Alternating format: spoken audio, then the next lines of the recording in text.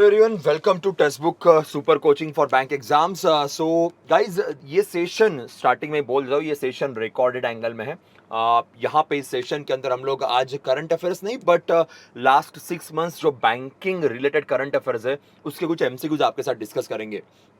Due to some reasons ये session मैं live नहीं ले पा रहा हूँ because I am travelling right now. So इसे रिकॉर्डेड मैनर में आपके सामने प्रेजेंट किया जा रहा है। Okay, but will discuss everything, आपकी रिवीजन हो जाएगी और चीजों को भी हम अच्छे से डिटेल में यहाँ पे कवर कर लेंगे। यस, तो स्टार्ट करते हैं सेशन को। सेशन की शुरुआत करने से पहले आपके पास दिवाली धमाका ऑफर चल रहा है जहां पे 4 एग्जाम्स का सुपर कोचिंग आपको केवल एक ही पैकेज के अंदर मिल जाएगा। सो 999 के अंदर you will get the SSC, banking, railway as well as the defence. So ये मौका आपके पास है।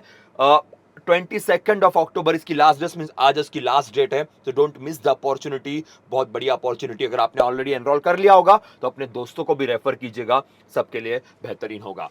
स्टार्ट करते हैं सेशन को, स्टार्ट करते हैं आज के हमारे इस लेक्चर को। We'll try to cover maximum questions from the last 6 months for the from banking news, banking के एंगल में। ज्यादा वक्त जाया नहीं करते, स्टार्ट करते हैं सेशन को। सबसे पहला क्वेश्चन शुरू करने से पहले, आर यू पीपल रेडी? सब लोग रेडी है? एक बार कमेंट सेक्शन में डाल दीजिएगा यस। और बाय द वे आंसर्स को भी कमेंट सेक्शन में डाल दीजिए, जो भी आपके एक्स्ट्रा पॉइंट्स होंगे उस पर्टिकुलर क्वेश्चन के रिगार्डिंग, वो भी आप एक बार अपने कमेंट सेक्शन में डाल सकते हैं। तो शुरू करते हैं। पहला क्वेश्चन आपके स्क्रीन के ऊपर दोस्तों ये रहा। चलो आंसर कर दीजिएगा, टाइमर भी लगा हुआ है। सो to further strengthen the corporate governance framework of urban cooperative banks, the Reserve Bank of India introducing certain principal standards and the procedures for compliance functions in such entities into tier 3 tier 4 categories in the context of UCBs with a deposit more than how much crore fall under the tier 3 and tier 4 categories? Urban cooperative bank की बात हो रही है। Tier 3 और tier 4 categories के अंदर कौन से यूसीबीज या अर्बन कोऑपरेटिव बैंक्स को इंक्लूड किया जाएगा? सो मोर देन 1000 करोड़ की बात करेंगे। मोर देन 1000 करोड़ के जो अर्बन कोऑपरेटिव बैंक्स हैं ये टीयर 3 और टीयर 4 कैटेगरीज के अंदर इंक्लूड किए जाएंगे, याद रखिएगा।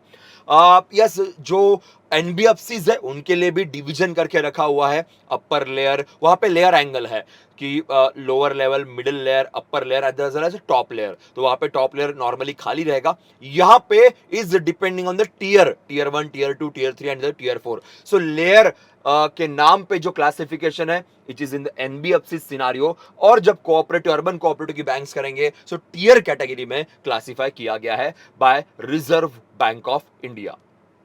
नेक्स्ट क्वेश्चन आपके स्क्रीन पे ये रहा।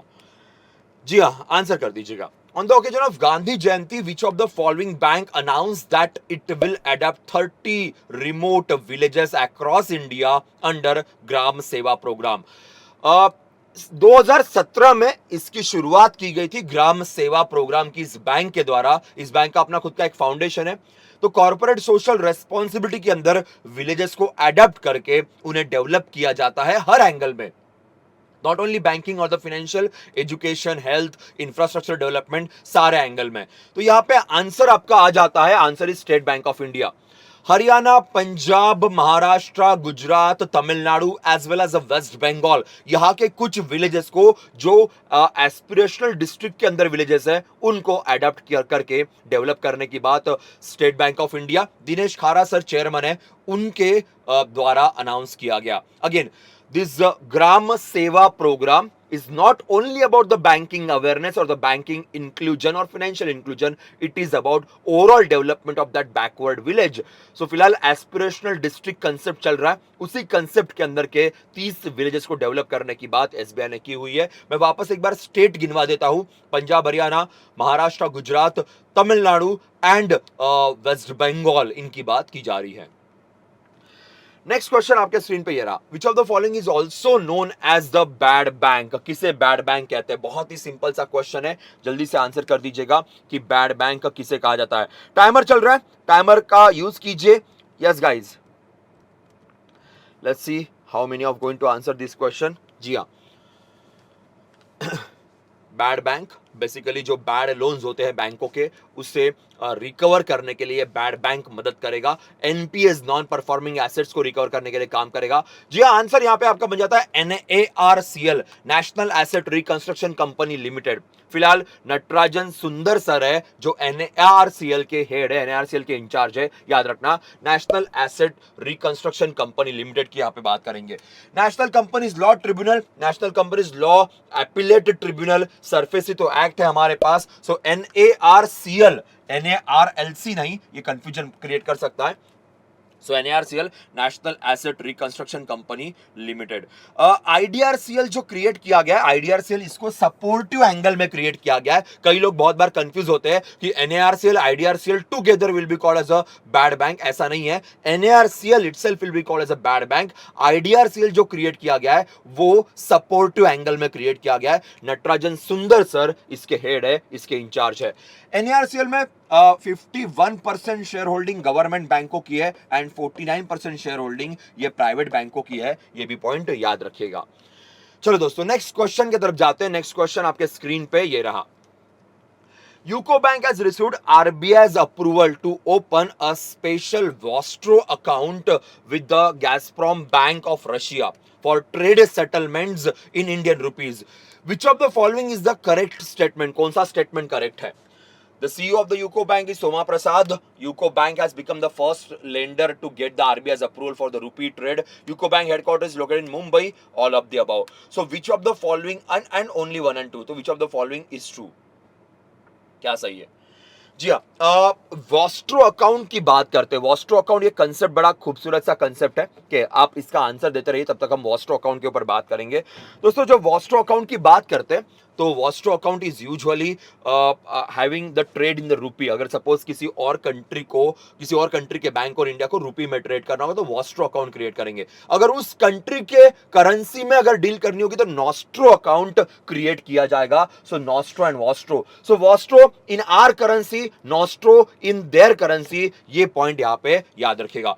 UCO bank's headquarter, yes you people are right, UCO bank's headquarter is not in Mumbai, is in Kolkata. So यहां पे आंसर आपका 1 एंड 2 बन जाता है। सोमा प्रसाद सर यहां पे हेड है। UCO bank become the first bank to got such kind of approval from the RBI. इसके पहले ईरान के साथ भी यूको बैंक के ही परमिशन दी गई थी इस तरीके से डील करने के लिए, इस तरीके से अकाउंट क्रिएट करने के लिए। तो जी हाँ, UCO bank headquarter is in Kolkata, याद रखिएगा। 1943 में इस बैंक को क्रिएट किया गया था। नेक्स्ट क्वेश्चन आपके स्क्रीन पे ये रहा। World Bank has recently granted a loan of 150 million to help which of the following Indian state to managing financial resources and ensure accessible public service. So World Bank के द्वारा 150 million का loan किसे मिला है? अपने खुद के financial resources को मैनेज करने के लिए, पब्लिक सर्विसेज को एक्सेस करने के लिए फंड ये स्टेट गवर्नमेंट यूज कर सकती है। वर्ल्ड बैंक हेडक्वार्टर्स इन वॉशिंगटन डीसी, डेविड मालपा साहब यहां पे हेड है। World bank consist of 2 organisations, world bank group consist of 5 organisations. Answer is Punjab की बात करते हैं। बनवारीलाल पुरोहित साहब यहाँ पे गवर्नर है। भगवंत मान साहब के पास यहाँ पे चीफ मिनिस्टर का पोस्ट है, उनकी गवर्नमेंट यहाँ पे काम कर रही है। एंड जी हाँ, Punjab government got the $150 million loan from the world bank.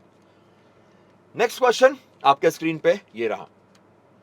As a part of the financial inclusion drive, public sector banks will open about 300 brick and mortar branches in the unbanked area with various states till December which year? Brick and mortar का मतलब है physical type में branch open की जाएगी।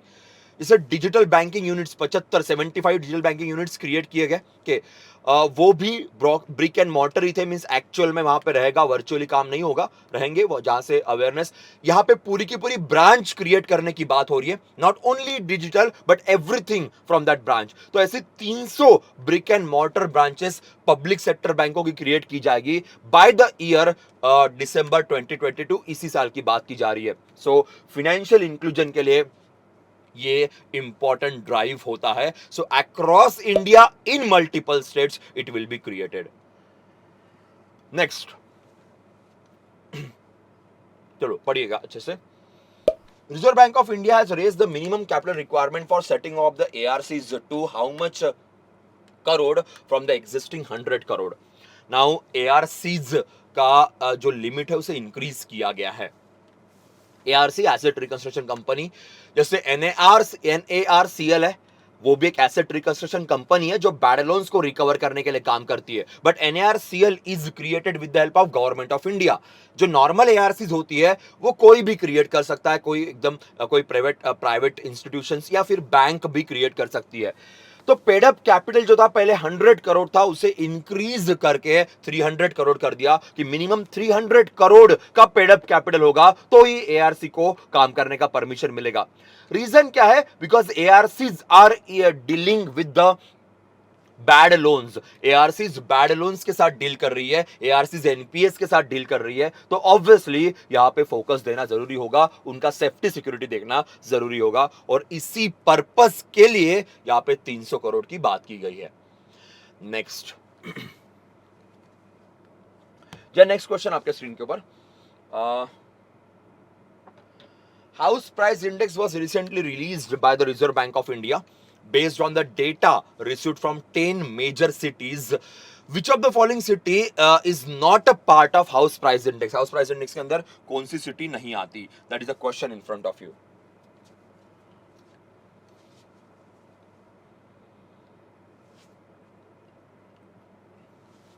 जी हाँ, answer की बात करते तो answer is Bhopal is not in this list. Bhopal इस लिस्ट के अंदर नहीं आता. देखिए, this is the point which I was talking about. So यहाँ पे मेजर सिटीज के नाम लिखे हुए हम यहाँ पे देख लेते हैं. अहमदाबाद, बेंगलुरु, चेन्नई, दिल्ली, जयपुर, कानपुर, कोची, कोलकाता, लखनऊ, मुंबई. यहाँ पे सिटीज के नाम है जिनका डेटा यहाँ पे मेंशन किया गया है. And this data is depending on the sector कैसे है, prices, wages, quarterly, in this is the scenario जिसको कैलकुलेट करते हैं और आरबीआई के द्वारा ये कैलकुलेट किया जाता है. ये पॉइंट यहाँ पे अच्छे से याद रखिएगा. बेस ईयर 2010-11 को बेस ईयर यहाँ पे माना हुआ है. 2010-11, बाकी जगहों पे हम नॉर्मली 11-12 को बेस ईयर मानते, तो यहाँ पे 10-11 को बेस ईयर माना गया है. यहाँ पे so these are the cities which we were talking about. तो यहाँ पे भोपाल नहीं आता है.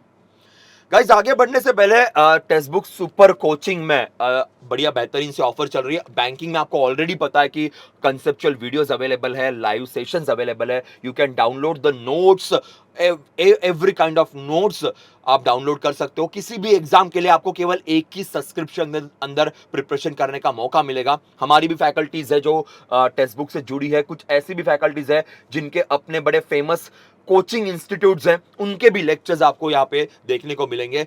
और ये सब कुछ दिवाली धमाका ऑफर में आपको 999 में मिलेगा. बट साथ में आपको एसएससी के लेक्चर्स, आपको रेलवे के और आपको डिफेंस के सुपर कोचिंग के लेक्चर्स भी ज्वाइन करने का, अटेंड करने का, देखने का मौका मिलेगा. सो केवल एक subscription will give you the preparation scenario of 4 exams. तो 4 सुपर कोचिंग्स आपको एक सब्सक्रिप्शन में मिल रही है. ये चांस मत मिस कीजिएगा. अगर आपने ऑलरेडी एनरोल कर लिया है तो अपने दोस्तों को भी बता दीजिए. आज रात 12 बजे तक ये ऑफर रहेगी, ध्यान रखिए. चलो आगे बढ़ते हैं, नेक्स्ट क्वेश्चन की तरफ जाएंगे. According to Reserve Bank of India, a microfinance loan is defined as a collateral-free loan given to a household having an annual household income up to how much rupees. Microfinance की बात हो रही है, small loans की बात हो रही है. Collateral-free का मतलब है बिना गिरवी रखे. तो कितने अमाउंट तक के हाउसहोल्ड इनकम की बात हो रही है, कितने अमाउंट तक के लोन की बात नहीं हो रही है. जो एनुअल हाउसहोल्ड इनकम है उसको, उसके बारे में क्वेश्चन पूछा गया है, तो संभाल के आंसर कीजिएगा.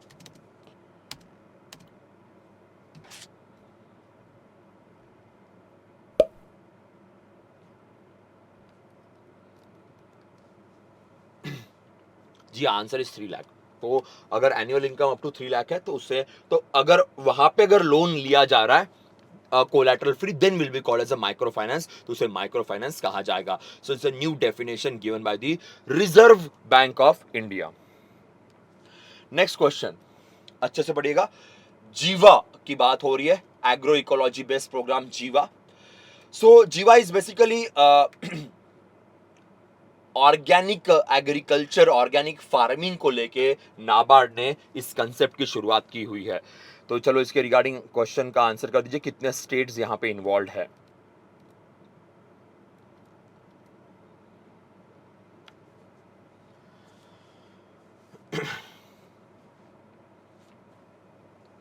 जी हाँ दोस्तों, यहाँ पे आपका आंसर बनता है टोटल 11 स्टेट्स यहाँ पे इन्वॉल्व है नाबार्ड के द्वारा। जीवा कंसेप्ट है, बस याद रखना this concept is mostly focusing on the organic farming. इस कंसेप्ट के ऊपर यहाँ पे ध्यान दिया है। तो 11 states are involved under this program created by the NABARD. NABARD is a supervisory authority for agriculture and the rural development. RBI regulation करती है नाबार्ड के ऊपर, और नाबार्ड अपने सुपरविजन के अंदर rural as well as agriculture sector के डेवलपमेंट के ऊपर वर्क करता है। नेक्स्ट, जी हाँ, the transform the rural credit delivery system, the Reserve Bank of India has dedicated to launch a pilot project of the KCC digitization. Kisan credit card को digitize करने की बात हो रही है। तो ये कहां से स्टार्ट हो रहा है, इसका पायलट प्रोजेक्ट कहां से, कौन से स्टेट से शुरुआत की जा रही है, and that is the question in front of you. Yes guys, answer कर दीजिएगा।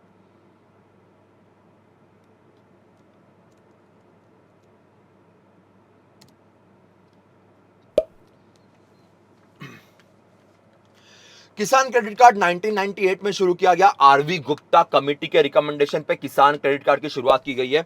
मध्य प्रदेश तमिलनाडु से उसका end to end digitization process का एक्सपेरिमेंटल इंप्लीमेंटेशन किया जाएगा।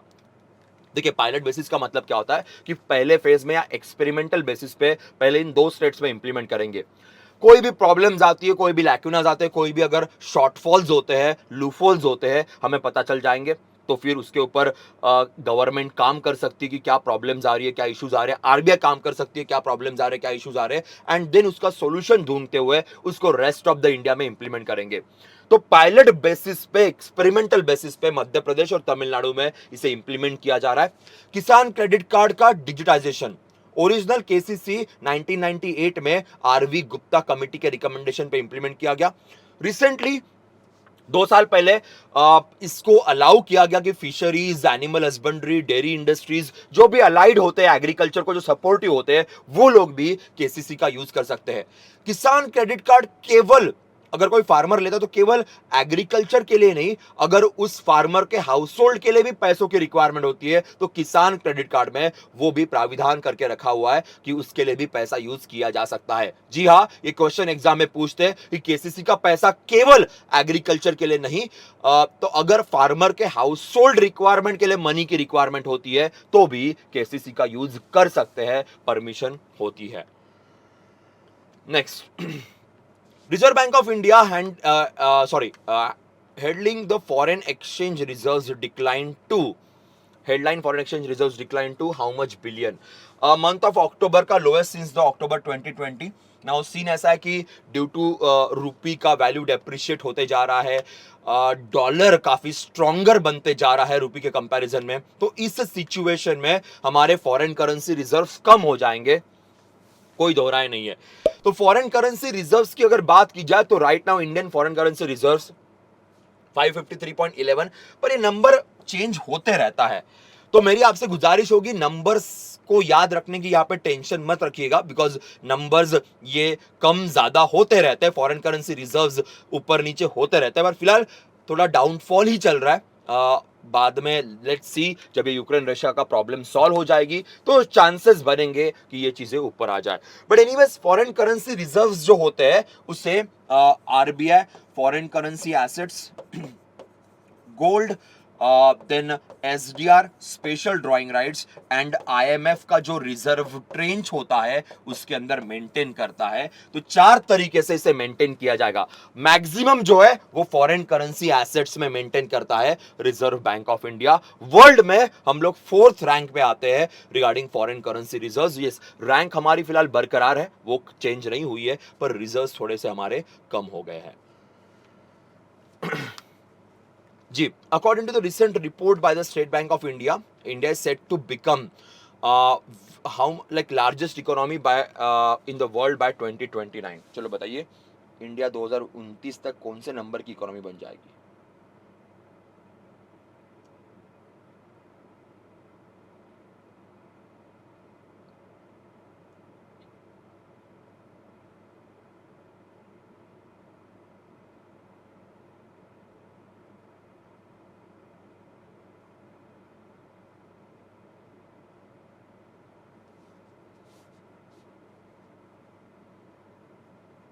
Yes, guys.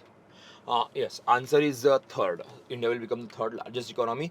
चाइना सबसे ऊपर जा रही है, ऐसा सब लोग कह रहे हैं. देन सेकंड नंबर पे यूएसए आएगा, थर्ड नंबर पे इंडिया जाएगी.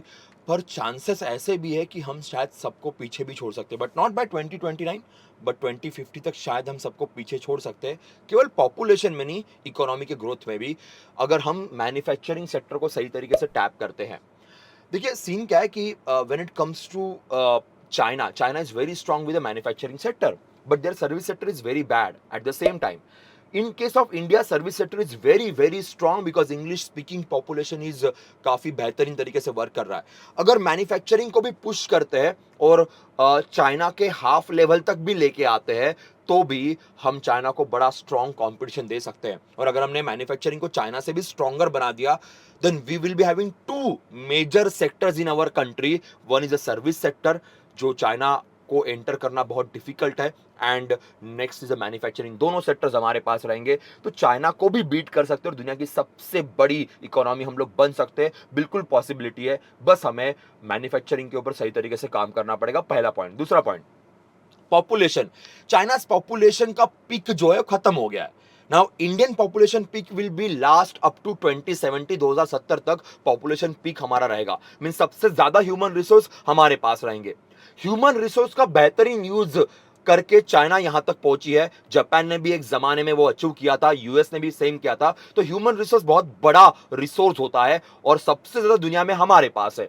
सो अगर हम उन्हें स्किल प्रोवाइड करते हैं, सही तरीके से गाइडेंस या चांसेस अवेलेबल करवाते हैं, तो ये जो 2070 तक का पीक है उसका यूज करके we can become the world's biggest economy. हम डेफिनेटली बन सकते हैं. 70 तक भी वेट करने की जरूरत नहीं, उसके पहले ही हम लोग बन सकते हैं. तो चांसेस बड़े अच्छे हैं. पॉलिसीज उस तरीके से सही तरीके से इंप्लीमेंट करवानी पड़ेगी गवर्नमेंट को, और लोगों को भी स्किल एजुकेशन को सही तरीके से इंप्लीमेंट करवाना पड़ेगा, साथ में ले चलना पड़ेगा, तो हम चाइना को भी बीट कर पाएंगे. फिलहाल third largest economy. EcoRap report on the income inequality is released by. EcoRap report income inequality बताएगा, इंडिया के जीडीपी के बारे में बताएगा, इंडिया के आने वाले समय में क्या ग्रोथ होगी उसके बारे में बताएगा. ये रिपोर्ट कौन सी बैंक देती है? चलो लगभग मैंने आपको हिंट दे दी कि this report is given by the bank. So which bank?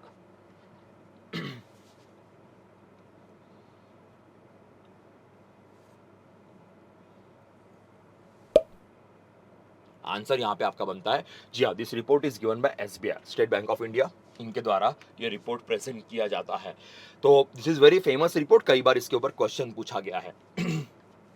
Next, which of the following recently launch योद्धा को branded RuPay credit card for Indian army personnel?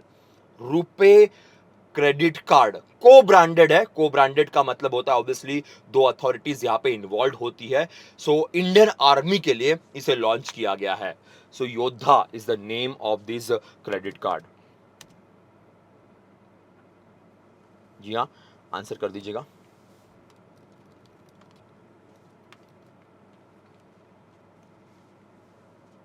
Answer is BOB financial solutions के द्वारा, Bank of Baroda financial solutions के द्वारा इसकी शुरुआत की गई. याद रखिए, बहुत इंपॉर्टेंट कंसेप्ट है, काफी सारे क्वेश्चंस यहां पे आपके एग्जाम में बन सकते हैं. Bank of Baroda. Next question, ध्यान दीजिएगा. Which regulatory body in India has unveiled the rupee settlement system for international trade? Very very easy, not that difficult. अभी थोड़ी देर पहले हमारी वॉस्ट्रो अकाउंट को लेके बात हुई थी, अगर या फिर इवन फॉरेन एक्सचेंज रिजर्व को लेके बात हुई थी. जब भी फॉरेन करेंसी या ट्रेड के सेटलमेंट की या पैसों के यूज की बात आएगी, तो कौन सी अथॉरिटी इसके लिए परमिशन देने वाली है, कौन सी रेगुलेटरी बॉडी इसके लिए परमिशन देने वाली है? बड़ा सिंपल सा कंसेप्ट है. देखिए, सेबी इसमें वर्क नहीं करेगा, सीसीआई का यहाँ पे कोई रोल नहीं आता, ये इंश्योरेंस का कोई लेन देन नहीं है. तो यहाँ पे जो आपका आंसर है वह सॉरी, यहाँ पे जो आपका आंसर है वो आंसर बन जाता है none other than Reserve Bank of India. So when it comes to the settlement of the trade, when it comes to the foreign exchange, when it comes to the use of the Indian currency, so all these things are always given by the one regulatory authority, and that is RBI. IRDAI's work on the insurance sector, SEBI is for the capital market, share market, stock exchanges, Competition Commission of India is not working as a regulatory authority, but जब दो कंपनियां मर्ज होती है, दो कंपनियों में अगर कोई डील होती है तो वो ऑथेंटिक थी नहीं थी, सही तरीके से इथिकली काम हुआ कि नहीं हुआ, मर्जर एक्विजिशंस, उसके ऊपर ध्यान सीसीआई देता है, कॉम्पिटिशन कमीशन ऑफ इंडिया देता है। तो ये पॉइंट याद रखिए।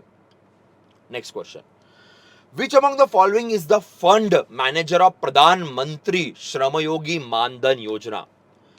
फंड मैनेजर की बात की है, प्रधानमंत्री श्रमयोगी मानधन योजना। श्रमयोगी मानधन योजना is working for the labour class community के लिए काम करता है, जो लेबर्स है उनके लिए। तो श्रमयोगी मानधन योजना में life insurance corporation of India is a fund manager. यहां पे काफी लोग गलती कर सकते हैं, शायद आप लोगों ने की भी है। कोई बैंक यहां पे इन्वॉल्व नहीं है, एज अ फंड मैनेजर इस पैसे को या इस फंड को मैनेज करने की जिम्मेदारी लाइफ इंश्योरेंस कॉर्पोरेशन, इस इंडियन गवर्नमेंट के इंश्योरेंस कंपनी को दी गई है, जिसके कुछ दिनों पहले IPO initial public offerings market में लाए गए थे। चलो नेक्स्ट क्वेश्चन आपके सामने। National pension scheme is administered and regulated by, very simple, national pension scheme. ये कौन इंप्लीमेंट करता है, कौन रेगुलेट करता है? 2003 में इस अथॉरिटी को बनाया गया था, तो मेरे ख्याल से आपको आंसर करने में दिक्कत नहीं जाएगी।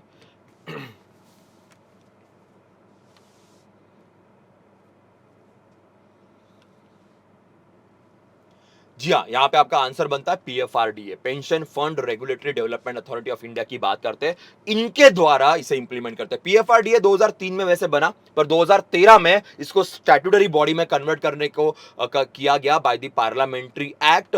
न्यू दिल्ली में हेडक्वार्टर है, बंडोपाध्याय सर फिलहाल पीएफआरडीए के हेड है, pension fund regulatory development authority of India के हेड है। अगर इंडिया के पेंशन सेक्टर की बात की जाए तो वर्ल्ड लेवल पे आउट ऑफ 44 कंट्रीज से 41st रैंक पे आता है। अभी मर्सर का एक रिपोर्ट आया था, और मर्सर के रिपोर्ट के हिसाब से इंडिया का pension sector is at the 41st rank out of 44 countries. Iceland is the name of the country जो सबसे टॉप में आती है, और इंडिया का रैंक 41 है, याद रखिए। RBI set up a 6-member committee under whom to review the customer service standard। जो भी कस्टमर सर्विस स्टैंडर्ड है बैंकिंग सेक्टर का, वो स्टैंडर्ड सही है कि नहीं है, इसको रिव्यू करने के लिए कमिटी बनाई गई है। कमिटी के हेड कौन है, ये क्वेश्चन यहां पे पूछा गया।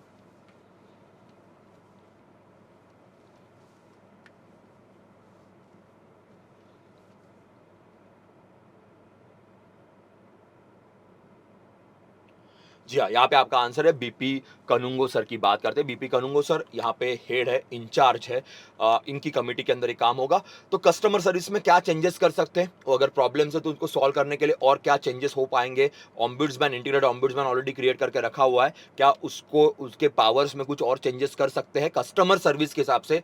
अगर कस्टमर सर्विस सही नहीं मिलती है तो बैंकों के ऊपर क्या पेनाल्टीज, क्या फाइन, उसके बारे में, सबके बारे में यहाँ पे एक कमेटी रिव्यू कर रही है। BP Kanungo sir, RBI deputy governor. चलो पढ़िएगा अच्छे से। दिलीप असबे सर को रीअपॉइंट किया गया है National Payment Corporation of India के director and the chief executive officer के पोजीशन, तो एमडीसीओ के पोजीशन पे उनको रीअपॉइंट किया गया है। तो एनपीसीआई के बारे में कुछ स्टेटमेंट्स है, तो उसमें से क्या सही ऑप्शन है? सारे के सारे करेक्ट है या केवल 1 और 3 करेक्ट है, तो एक बार बता दीजिएगा। रीअपॉइंटमेंट हुई है, मुंबई में एनपीसीआई का हेडक्वार्टर है, नॉन प्रॉफिटेबल कंपनी करके रजिस्टर्ड है। देखिए 5 साल का टेन्योर होता है, एनपीसीआई के हेड का टेन्योर 5 साल का होता है। अगर 5 साल का टेन्योर है तो उनका अपॉइंटमेंट 2018 में हुआ होगा, तब जाके 2022 में रीअपॉइंटमेंट हुई है, क्योंकि टेन्योर खत्म हो गया था। तो 2018 में उनका अपॉइंटमेंट हुआ, इसलिए ये स्टेटमेंट आपका गलत है। थर्ड स्टेटमेंट आपका एकदम सही है, 2008 में ये अथॉरिटी क्रिएट की गई थी। एनपीसीआई 2008 में बना है, आरबीआई और इंडियन बैंक एसोसिएशन की पहल के बाद इसे क्रिएट किया गया 2008 में। नॉन प्रॉफिटेबल कंपनी करके रजिस्टर्ड है। पेमेंट एंड सेटलमेंट एक्ट जो 2007 का एक्ट है, उस एक्ट के तहत एनपीसीआई अपने इंस्ट्रूमेंट्स क्रिएट करती है, अपने टूल्स क्रिएट करती है इंडिया के पेमेंट एंड सेटलमेंट सिस्टम के लिए। दिलीप असबे साहब को 2018 में पहली बार अपॉइंट किया गया था, उन्होंने बड़ा अच्छा काम किया पिछले कुछ सालों में, तो इनको रीअपॉइंट किया गया है वापस एक बार 5 साल के टेन्योर के हिसाब से। यस दोस्तों, नेक्स्ट क्वेश्चन आपके स्क्रीन पे ये रहा। Which bank has been awarded the Global Salient Model Bank Award under the category of Payment and System Transformation? So Salient Model Bank इस कैटेगरी में इस इनके अंदर the best bank for the payment system transformation किसे दिया गया है?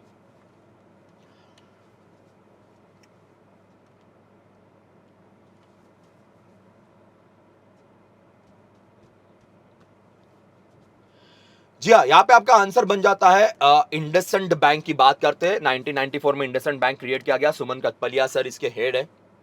IndusInd bank India का ऐसा पहला बैंक है जिसका लाइसेंस किसी कमर्शियल कंपनीज को दिया गया, किसी कॉर्पोरेट सेक्टर को दिया गया। हिंदुजा ब्रदर्स जो है इस कॉर्पोरेट फैमिली कंपनी को इसका लाइसेंस दिया गया। तो पहली ऐसी बैंक है इंडिया की, इंडसइंड बैंक। 1994 में इस प्राइवेट कमर्शियल बैंक ने काम करना शुरू किया। कथपलिया सर फिलहाल इसके हेड है, इंचार्ज है। नेक्स्ट क्वेश्चन आपके स्क्रीन पे ये रहा। अच्छे से पढ़िए, थोड़ा बड़ा क्वेश्चन है पर इजी है। अकाउंट एग्रीगेटर वाला कंसेप्ट आजकल बहुत चर्चा में चल रहा है। अभी के डेट में लगभग सारी बैंक अकाउंट एग्रीगेटर के अंदर इंक्लूड हो रही है। निर्मला जी ने भी कहा था सारे पब्लिक सेक्टर बैंकों को कि आप अकाउंट एग्रीगेटर के अंदर जुड़ जाइएगा। तो इस केस में पहली पब्लिक सेक्टर बैंक ये यूनियन बैंक ऑफ इंडिया थी जो इसमें जुड़ गई थी। अब प्राइवेट सेक्टर में सबसे पहली कौन सी बैंक है जो अकाउंट एग्रीगेटर के अंदर जुड़ी हुई है? अकाउंट एग्रीगेटर बेसिकली क्या है कि कस्टमर को उसकी सारी फाइनेंशियल इंफॉर्मेशन एक जगह पे प्रोवाइड करने के लिए अकाउंट एग्रीगेटर इस कंसेप्ट को क्रिएट किया गया है। So account aggregator can not store the data of the customer, but if customer needs the data for some further loans or further financial requirement, then they can easily access the data only from the one resource. So सब लोग account aggregator से जुड़ गए तो किसी भी customer के लिए बड़ा इजी होगा मल्टीपल बैंकों की इंफॉर्मेशन गैदर करना और उसे आगे प्रोवाइड करना। So IndusInd bank once again is the first private sector bank and first public sector bank is a Union Bank of India who joined this account aggregator system. आगे बढ़ता हूं मैं, नेक्स्ट क्वेश्चन की तरफ जाते हैं। Which bank has been awarded IFR Asia's Asian bank of the year? IFR Asia's Asian bank of the year, ये award किस बैंक को दिया गया?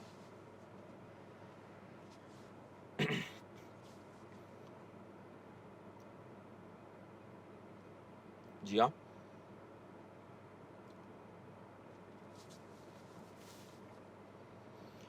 and this award was given to axis bank. Axis bank award दिया गया। काफी profitable तरीके से आज के डेट में एक्सिस बैंक काम कर रही है। So yes, axis bank got this award.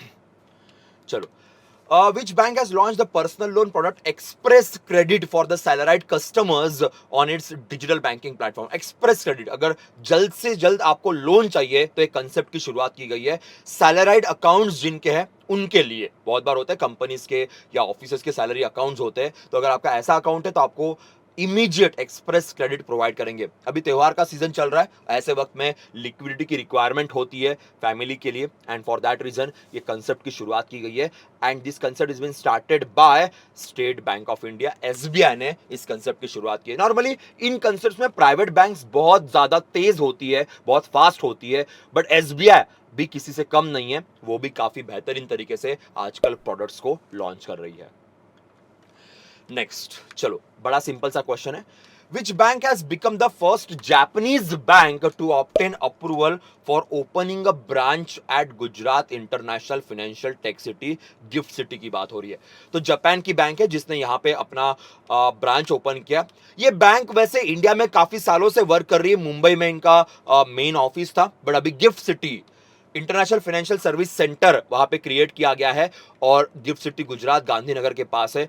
MUFG की बात करेंगे, मित्सुबिशी। मित्सुबिशी आपने नाम सुना होगा, ये एक ऑटोमोबाइल कंपनी भी है और भी बहुत सारे सेक्टर में कंपनी काम करती है। इनका खुद का बैंक भी है MUFG नाम से, इसका अभी ब्रांच गिफ्ट सिटी के अंदर ओपन किया गया। एक और चीज, गिफ्ट सिटी में जितनी भी फाइनेंशियल फर्म्स या इंस्टीट्यूशंस काम करती है उन सबको टैक्सेस में बेनिफिट दिए जाते हैं। हमने बजट के सेशन में उसके ऊपर बात की थी, आपको याद होगा। चलो दोस्तों, नेक्स्ट आपके सामने, Which bank has launched end-to-end digital platform to facilitate co-lending of loans with the help of NBFCs? Co-lending means दो अथॉरिटीज मिलकर लोन प्रोवाइड करती है, एक बैंक होती है और एक एनबीएफसी होती है। तो इन्होंने डिजिटाइज कर दिया, ऑनलाइन कर दिया पूरे प्लेटफॉर्म को end to end loan provide करने के लिए। तो विच बैंक स्टार्टेड दिस? को लेंडिंग बहुत सारे लोग करते हैं, बहुत सारे एनबीएफसी के साथ को लेंडिंग की जाती है, पर डिजिटाइज वाला कंसेप्ट पहली बार इन्होंने लॉन्च किया हुआ है। And answer is bank of Baroda. Bank of Baroda की बात करेंगे, बैंक ऑफ बड़ौदा भी आजकल किसी से कम नहीं। देखिए एक बात याद रखना, state bank of India, bank of Baroda and PNB and union bank of India भी आजकल बहुत चर्चा में आ रहा है।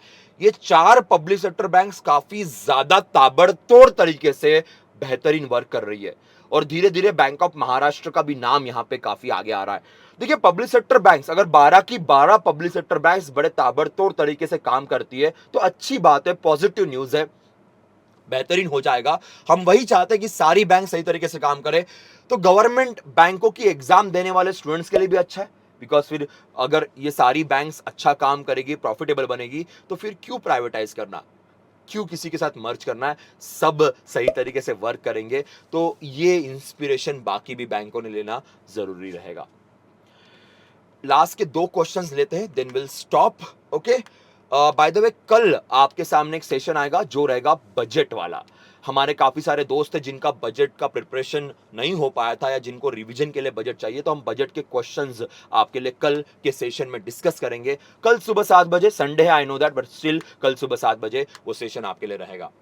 चलो, NRLM national rural livelihood mission के अंदर बेहतरीन तरीके से वर्क करने वाली बैंक कौन सी है जिसे बेस्ट परफॉर्मेंस का अवार्ड दिया गया है? और आंसर यहां पे आपका बन जाता है एचडीएफसी बैंक। यस, इंडिया की फिलहाल top most working, private sector में top most working bank HDFC का नाम आता है और HDFC, Shashidhar Jagdishan sir HDFC bank के हेड है। सो एनआरएलएम जो है आजीविका योजना, जिसको हम लोग कहते हैं, इसके अंदर बड़ा बेहतरीन सा काम सेल्फ हेल्प ग्रुप को लिंक करने का एचडीएफसी ने किया। Last question of the day, bank सखी इस कंसेप्ट को ओडिशा के अंदर फिनटेक कंपनीज के साथ किसने इंप्लीमेंट किया? महाग्राम के साथ टाइप किया है, fintech company, financial technology based company है और ओडिशा के अंदर इसे इंप्लीमेंट किया जा रहा है बैंक सखी। बैंक सखी प्रोग्राम एग्जैक्टली क्या है कि बैंकिंग इंक्लूजन या फाइनेंशियल इंक्लूजन करने के लिए बिजनेस करस्पॉन्डेंट का एक मॉडल है। बैंक मित्र, बैंक सखी, ये कंसेप्ट काफी चर्चा में रहते हैं, कोविड के वक्त में काफी चर्चा में चल रहे थे, जिनके थ्रू बैंकिंग एक्टिविटीज इंप्लीमेंट की जा सकती है। Answer is bank of Maharashtra. 1935 में इस बैंक को क्रिएट किया गया। एएस राजू सर इसके हेड है, पुणे में इसका हेडक्वार्टर है। थोड़ी देर पहले मैं कह रहा था कि bank of Maharashtra is also performing very well these days. So yes, यहाँ पे आंसर बैंक ऑफ महाराष्ट्र है, ओडिशा के अंदर, ध्यान रखना। And this bank is also public sector bank. Okay, so that's all from my side for the day. We'll see you soon in the next session. कल सुबह भी हमारा सेशन रहेगा 7 बजे, जहां पे हम बजट को रिवाइज करेंगे, तो उस सेशन को देखना मत भूलिएगा। और आज रात 12 तक जल्दी से सुपर कोचिंग में एनरोल कर दीजिए, हमारे लेक्चर के डिस्क्रिप्शन में आपको लिंक मिल जाएगी। ओके, तो विल सी यू सून, तब तक के लिए bye bye, take care, safe रहिए, सुरक्षित रहिए और पढ़ते रहिएगा। बाय।